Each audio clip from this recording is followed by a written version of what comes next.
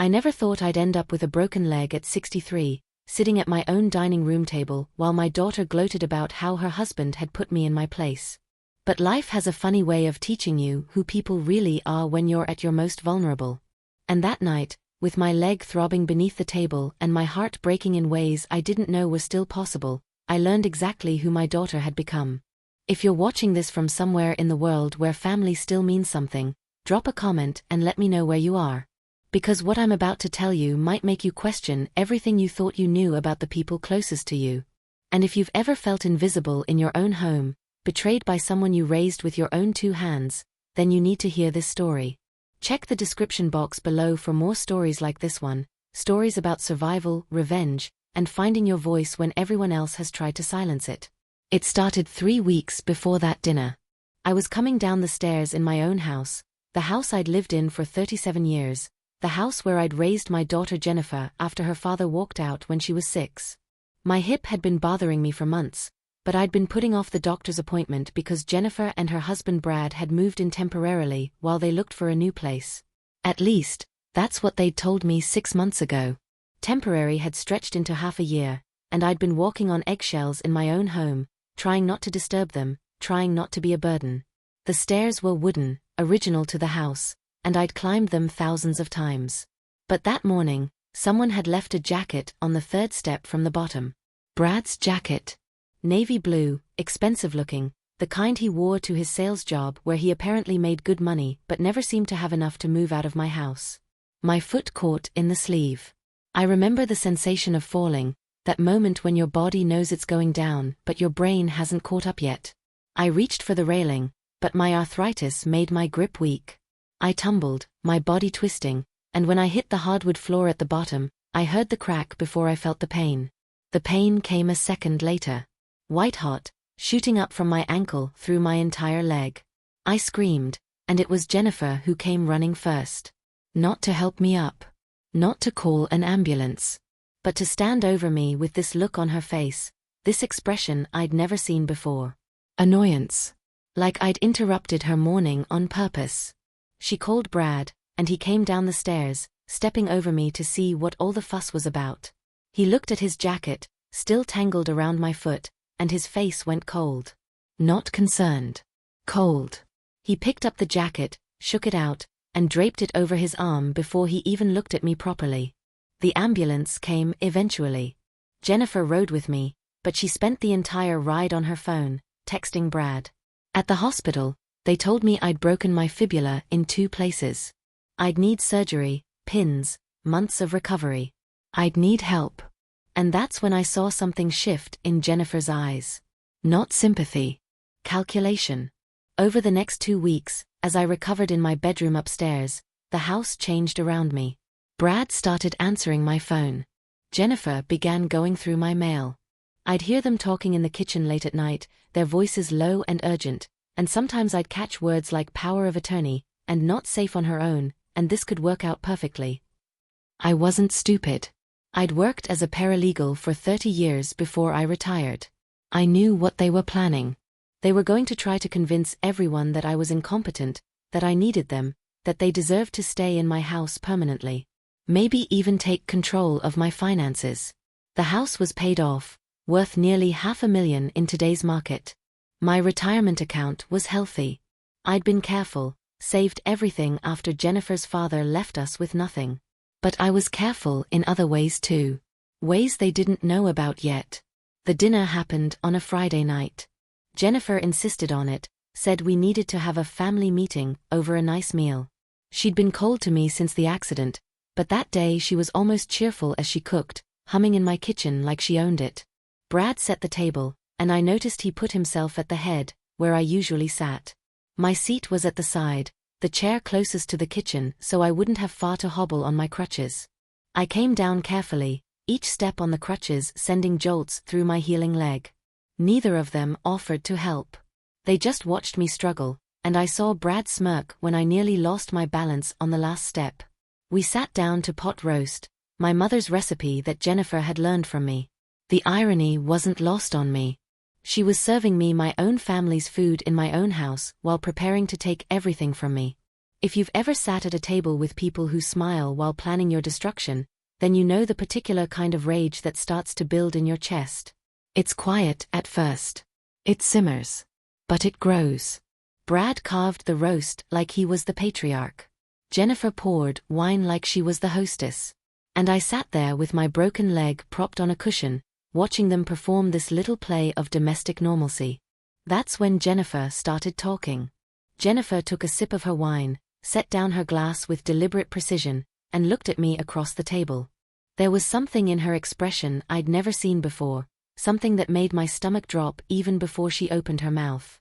It was triumph. Pure, undisguised triumph. "Mom," she said, her voice steady and calm, like she was reading from a script she'd rehearsed.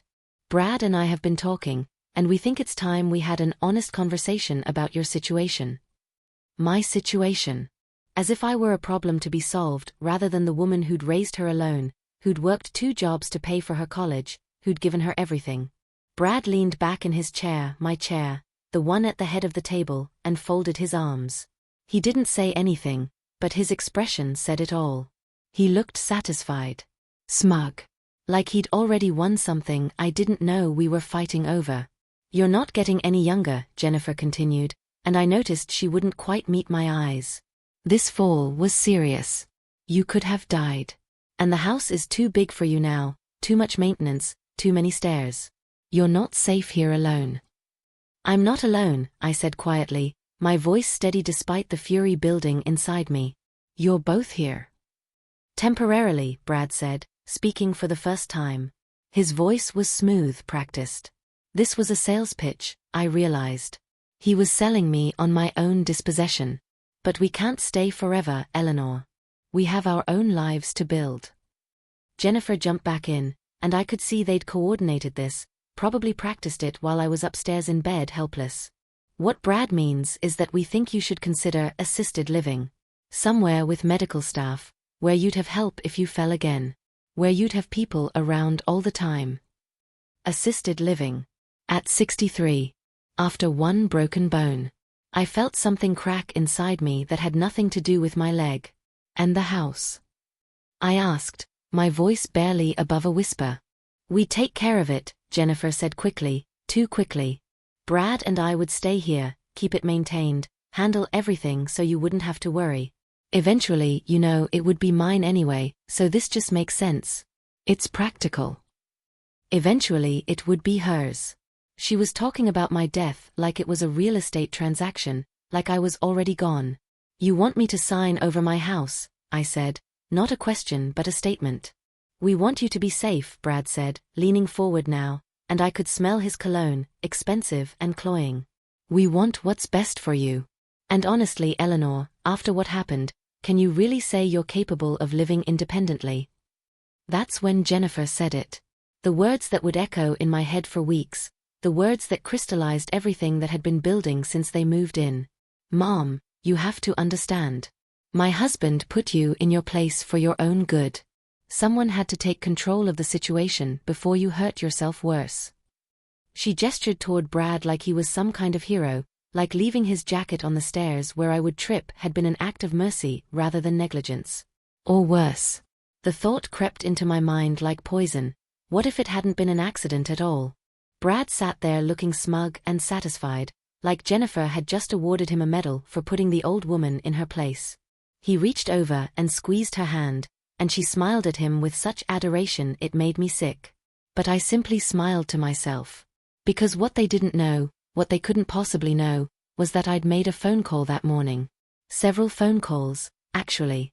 And I'd invited someone to dinner who would be arriving any minute now. I'd spent 30 years working in law offices, watching people try to manipulate the system, watching families destroy each other over money and property. I'd learned a few things about protection, about documentation, about making sure that what's yours stays yours. And I'd learned that sometimes the best revenge isn't loud or obvious. Sometimes it's quiet and legal and absolutely devastating. I picked up my fork and took a bite of pot roast, chewing slowly while Jennifer and Brad exchanged glances. They thought my silence meant defeat. They thought I was processing their ultimatum, getting ready to surrender. The doorbell rang. Not the sharp buzz of the front doorbell, but the melodic chime of the side entrance, the one that opened into my study. The one I'd told my guest to use. Brad frowned. Were you expecting someone? I was, I said, setting down my fork. In fact, I invited them specifically for this conversation. Jennifer's face went pale. Who did you invite, Mom? The doorbell chimed again, patient but insistent. Why don't you get that, Brad? I said, my smile widening. Since you're the man of the house now. Since you put me in my place. He stood up slowly, suspicion crossing his features. Jennifer grabbed his arm, but he shook her off and walked toward the study. I heard the door open, heard the low murmur of voices, and then I heard something I'd been waiting weeks to hear, Brad's voice, rising in panic. What are you doing here? Eleanor didn't say anything about. When he came back into the dining room, he wasn't alone. Behind him walked my attorney, Sarah Mitchell, carrying a briefcase. And behind Sarah walked 2 police officers, their expressions professionally neutral. My son-in-law was about to learn the real hierarchy of this family. Sarah Mitchell had been my attorney for 15 years, ever since I'd bought this house outright with the settlement money from my divorce. She was in her mid-40s, sharp as a knife, and she didn't tolerate people who tried to take advantage of vulnerable clients. When I'd called her 3 days after my fall, voice shaking as I told her what I was hearing through my bedroom floor, she'd said 3 words, document everything, Eleanor. So I had. Every conversation I could record on my phone. Every piece of mail they'd opened. Every time Brad answered my phone and told my friends I was resting when I wasn't. Every hushed conversation about power of attorney and incompetence hearings. I documented it all. Now Sarah stood in my dining room, set her briefcase on the table next to the pot roast, and looked at Jennifer and Brad with the kind of cold professional assessment that made Brad take a step backward. Good evening, Sarah said. I'm Eleanor's attorney, and these officers are here because Eleanor has reason to believe she's been the victim of elder abuse and possibly fraud. The word fraud hung in the air like smoke. Jennifer's face went from pale to gray. Brad's smug expression shattered into something close to panic. That's ridiculous, Brad said, but his voice cracked. We've been taking care of her. Taking care of her, Sarah repeated, opening her briefcase and pulling out a folder. Is that what you call intercepting her mail? Answering her phone without her permission? Discussing power of attorney without her knowledge or consent?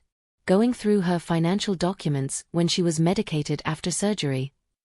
Jennifer stood up so fast her chair scraped against the floor. Mom, what did you do? What did you tell them? I told them the truth, I said, my voice steady now, stronger than it had been in weeks. I told them that my daughter and her husband moved into my house 6 months ago for what was supposed to be a temporary stay. I told them how you've systematically isolated me from my friends.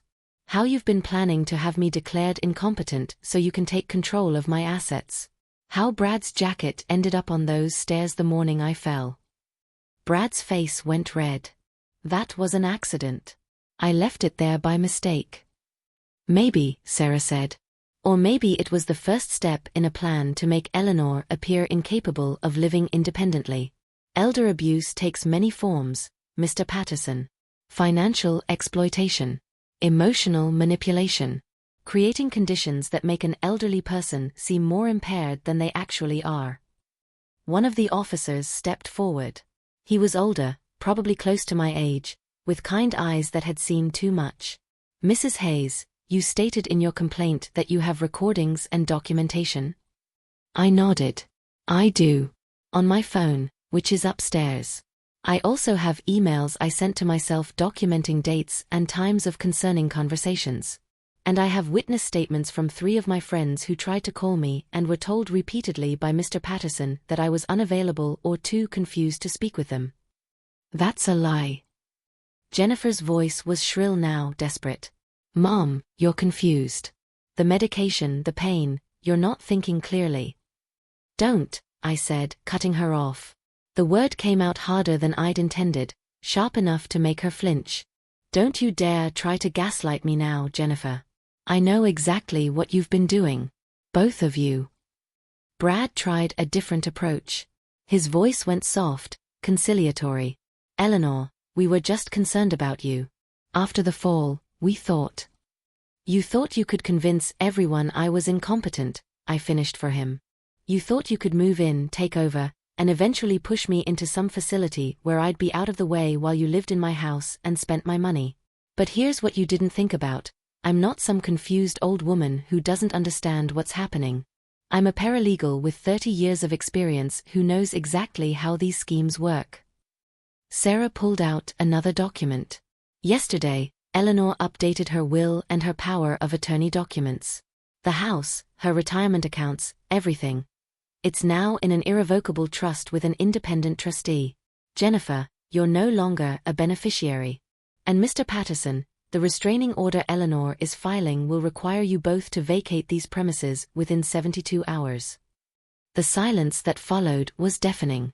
Jennifer sank back into her chair, her face in her hands. Brad stood frozen, processing the fact that his plan had not only failed but had backfired spectacularly.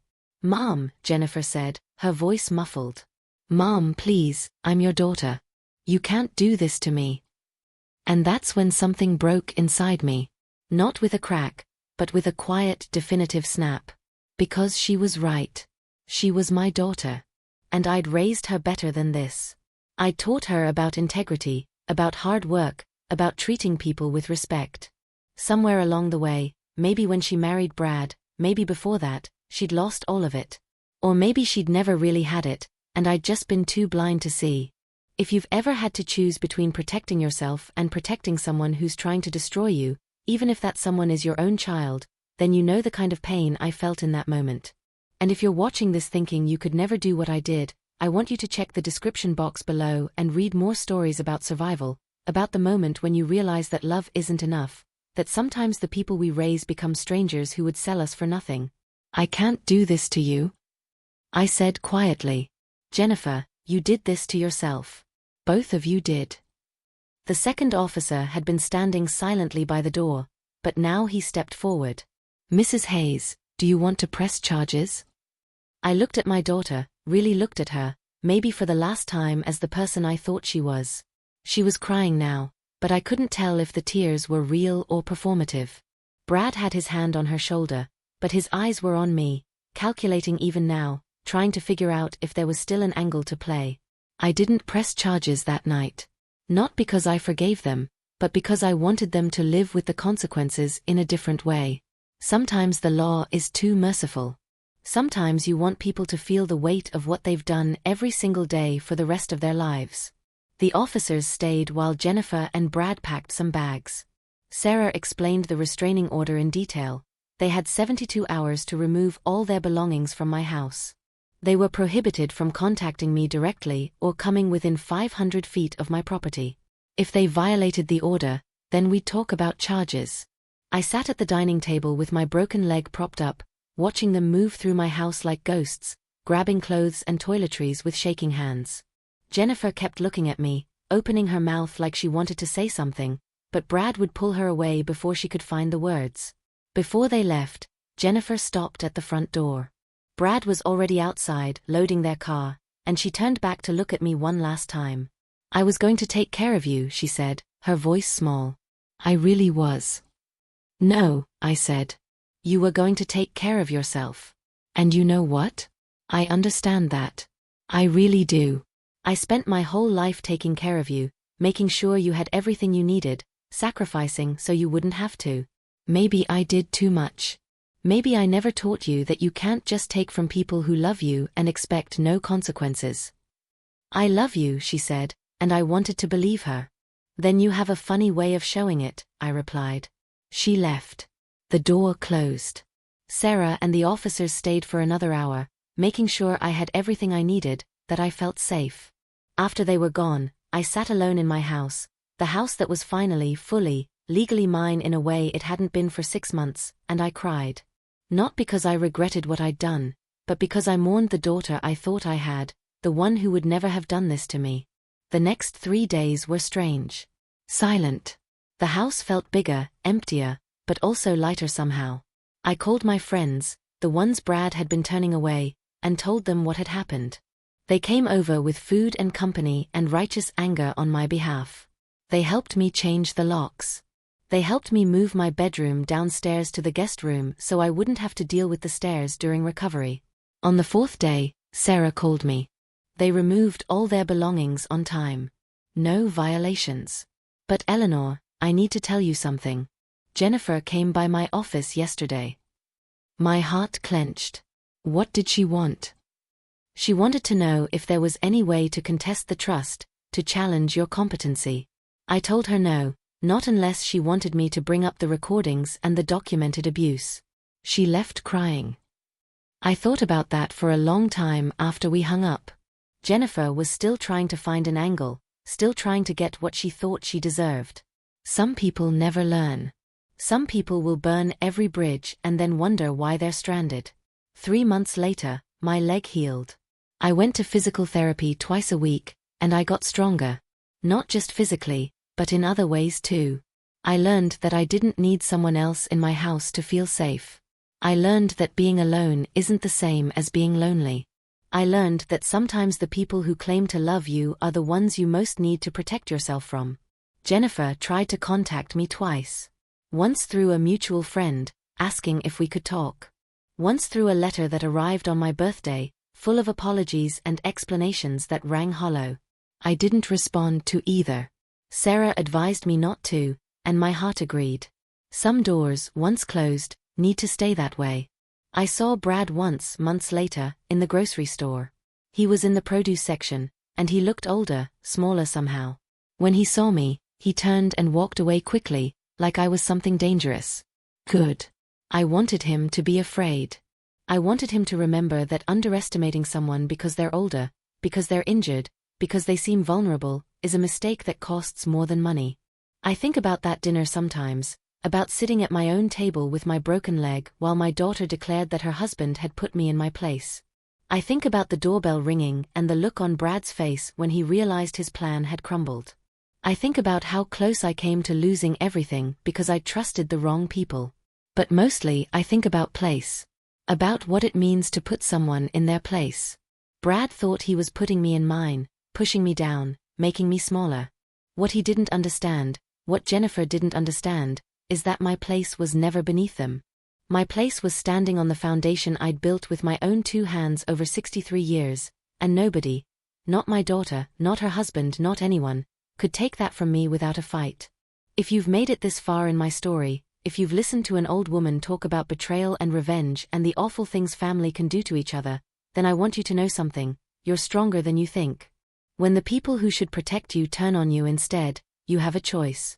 You can let them take everything, or you can fight back. I chose to fight. Check the description box below for more stories like this one, stories about people who refused to be victims, who stood up when everything told them to sit down, who found their voice when everyone else was trying to silence them. And leave a comment telling me where you're watching from, because I want to know I'm not alone in this.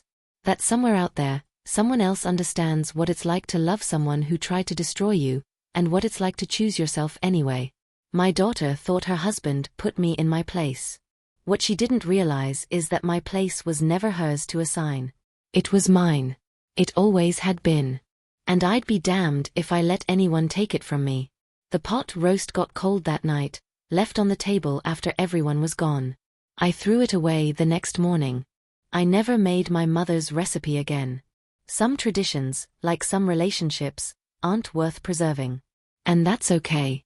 Because I'm still here, in my house, with my strength, with my story. And that's enough.